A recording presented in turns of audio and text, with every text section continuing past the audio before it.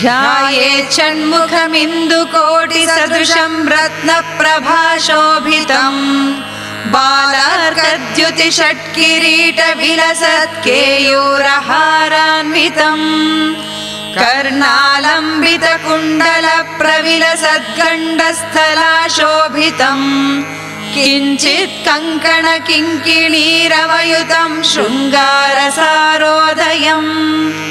ध्यायेदीप्सितसिद्धिदं शिवसुतं श्रीद्वादशाक्षगुहं केटम् कुक्कुटमङ्कुशं च वरदं पाशं धनुश्चक्रकम् वज्रं शक्तिमसिं च शूलमभयं दोर्भिर्धृतं षण्मुखम् ध्यायेत् चित्रमयूरवाहनशुभं चित्राम्बरालङ्कृतम्।